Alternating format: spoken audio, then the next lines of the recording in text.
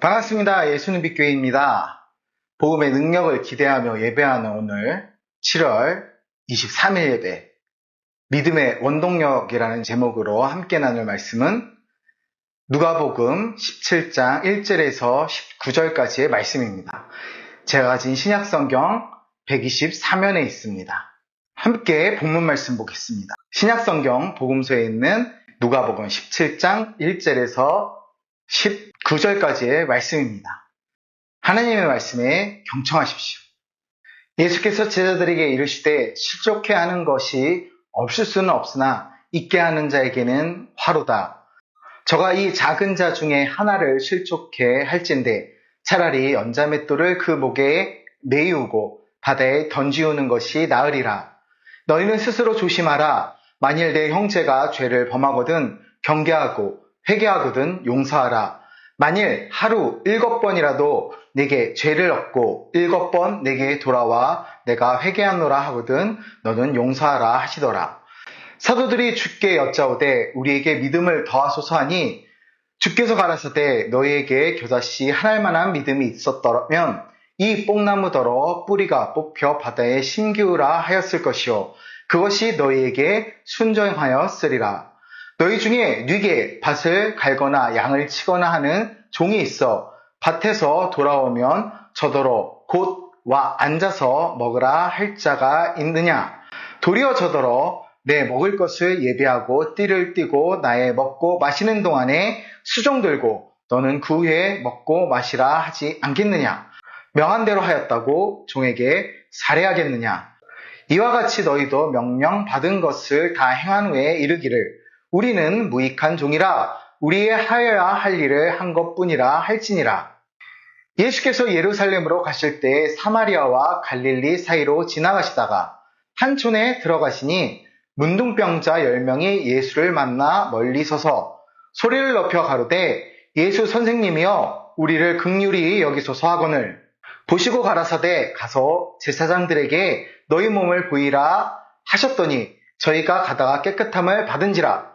그 중에 하나가 자기 나은 것을 보고 큰 소리로 하나님께 영광을 돌리며 돌아와 예수의 발 아래 엎드려 살해하니 저는 사마리아인이라.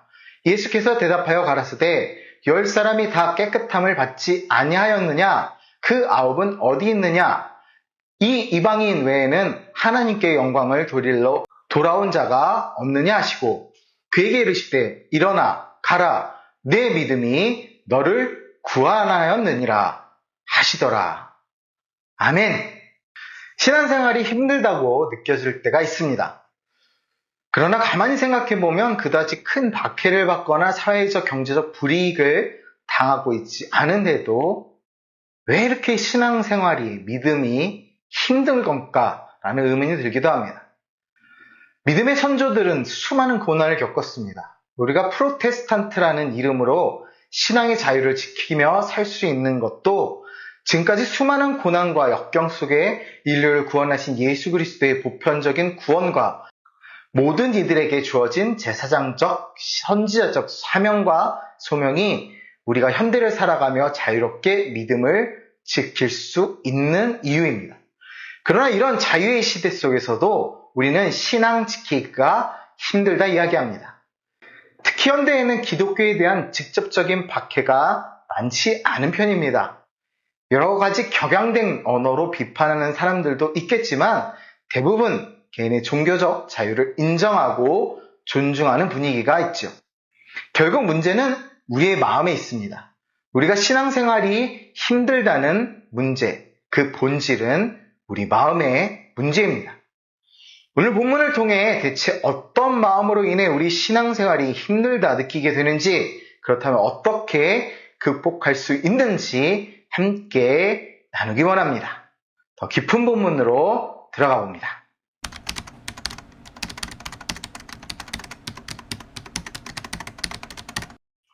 오늘 본문이 있는 17장은 9장 51절에서 19장 27절에 있는 예수님의 후기 사역 중 또 11절부터 시작되는 예루살렘을 향한 최후의 순회 전도여행을 떠나시긴 직전인 14장 1절에서 17장 10절까지의 요단 저편이라 해석되는 베레아 지방 사역의 마지막 시점에 일어난 예루살렘을 향한 순회 전도 여행 기간 중에 일어난 일련의 사건들을 다룹니다.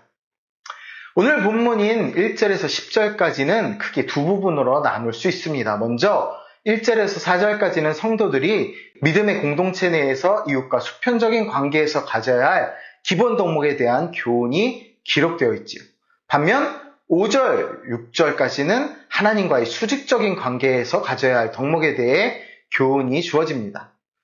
그 가운데서 1절에서 4절의 후 전반부는 형제를 실족해 하는 일에 대한 경계, 또 형제 간의 상호 용서에 관한 교훈이 나오고 5절에서 10절 후반부에는 진실한 믿음에 대한 교훈과 또 겸손한 봉사에 대한 교훈이 나오고 있습니다. 이처럼 예수님께서는 베레아 사역을 마감하시면서 예수님의 제자들이 가져야 할 주요한 덕목들을 다시 한번 강조하심으로써 앞선 누가복음 15장 16절에 나오는 비유들을 총정리하여 바리새인들과 서기관들과 구별된 삶을 살아야 할 것을 교훈하신 것입니다.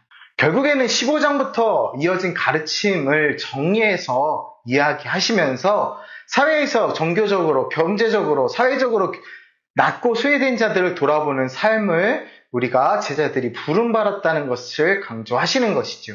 그렇기 때문에 작은 자를 실족하게 하는 것이 반역죄에 해당해 연자맷돌을 목에 매달고 바다에 던져지는 사형에 처해질 만한 죄라 말씀하시는 것입니다.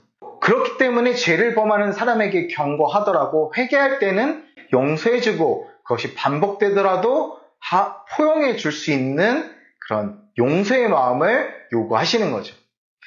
3절에 보면서 너희 스스로 조심하라라는 표현도 하십니다. 앞선 1, 2절과 3, 4절을 연결하는 다리 역할을 하시는 거죠. 단순히 한 대상이 아니라 두 가지 의미를 다 갖고 계시는 거죠. 먼저 각자, 스스로라는 뜻을 포함해 너희 각자는 스스로에게 주의하라라는 의미를 갖고 있습니다. 또 한편으로는 상호간에 서로라는 의미를 갖고 서로를 위해서 주의하라라는 해석을 할 수 있죠. 두 가지 모두 우리 삶에서 적용할 수 있는 해석과 적용의 기준으로 우리 스스로 조심해야 한다는 의미입니다. 쉽게 얘기하면 믿음은 스스로 조심하는 마음에서 시작된다는 얘기입니다. 제자들은 이 가르침을 듣고 믿음을 더하소서라는 반응을 보입니다. 약자들을 배려하고 무한정으로 용서하는 삶이 얼마나 어려운지를 알고 있었기에 큰 믿음이 필요하다고 느낀 것입니다. 하지만 예수님은 겨자씨만한 작은 믿음이라도 큰 권능을 발휘할 수 있다 가르치십니다. 특히 6절에서 뽕나무더러 뿌리가 뽑혀라는 말씀을 하십니다. 이 뽕나무를 표현한 원어에서의 나무의 종은 뿌리가 깊게 내려 험한 날씨에도 그 나무가 뽑히지 않는 아주 튼튼한 종류의 뽕나무를 의미합니다. 곧 아무리 작아도 그것이 분명한 믿음에 틀림이 없다면 우리는 진실하게 형제 자매를 용서할 수 있다는 의미입니다. 그리고 그 믿음의 뿌리가 절대 뽑히지 않는다는 말씀이기도 합니다. 그렇습니다. 신앙생활은 그 자체로 어려운 것이 아닙니다. 우리 스스로 죄에 대해 조심하여 그 믿음을 지키면 그 믿음의 뿌리가 깊이 박혀 흔들리지 않을 수 있다는 것입니다.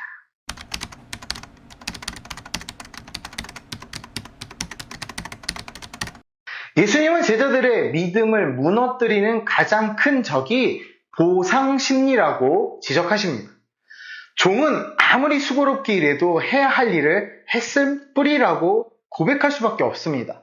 그런데 제자들이 자신이 주님의 종임을 망각하고 자기가 다른 이들보다 더 많이 용서했다는 이유로 자기가 더 큰 자라고 주장한다면 그 공동체는 마치 유대교와 같은 종교적 계층 사회로 변질되고 말 것입니다. 보상심리는 하나님께 시간과 노력을 들이면 하나님이 그 대가로 돈과 건강과 평안과 명예까지 주시리라는 기대입니다. 그러나 이런 기대는 우상을 섬기는 종교, 무속신앙에서나 찾아볼 수 있는 것입니다. 우리는 이 모든 것을 하나님께 이미 받았습니다.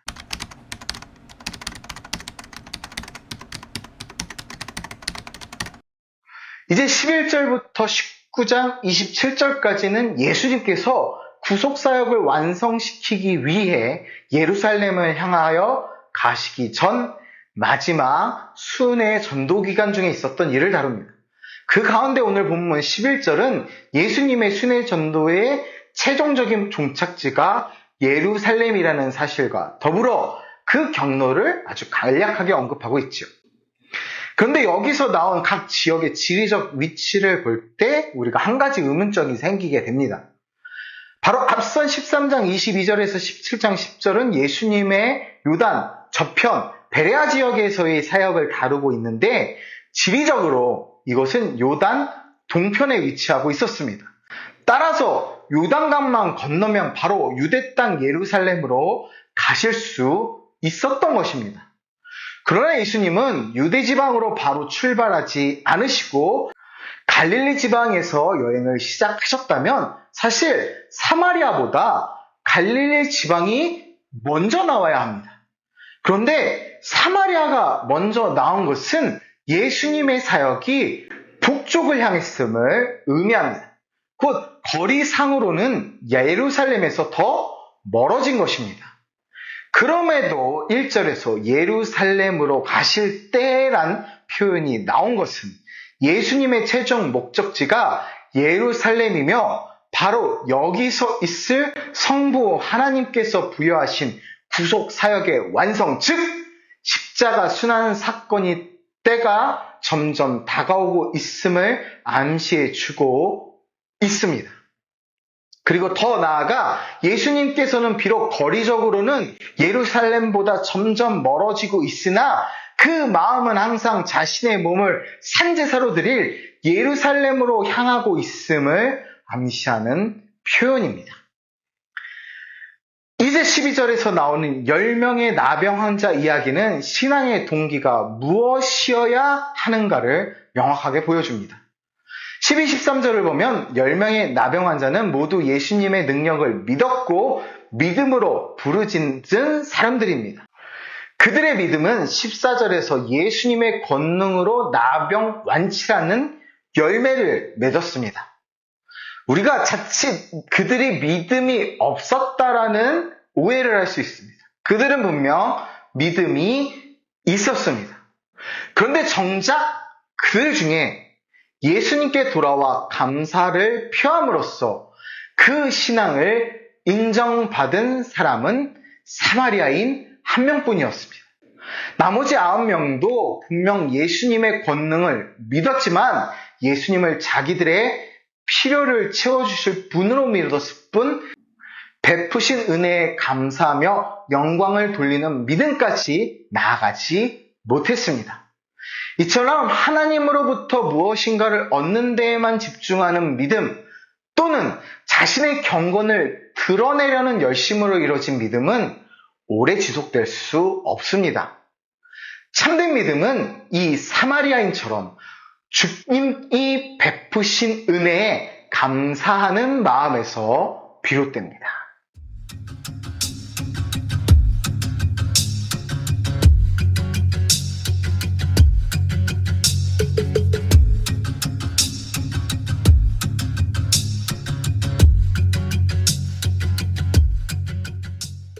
신앙생활의 원동력은 내가 죄와 사망에서 구원을 얻었다는 감격과 감사가 되어야 합니다.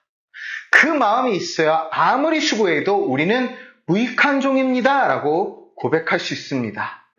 나 아니면 안 돼라는 신앙생활의 태도, 이 조직, 이 공동체에는 나 없으면 안 돼라는 착각 속에서 살아간다면 우리는 자칫하면 하나님의 영광을 가리울 수 있습니다.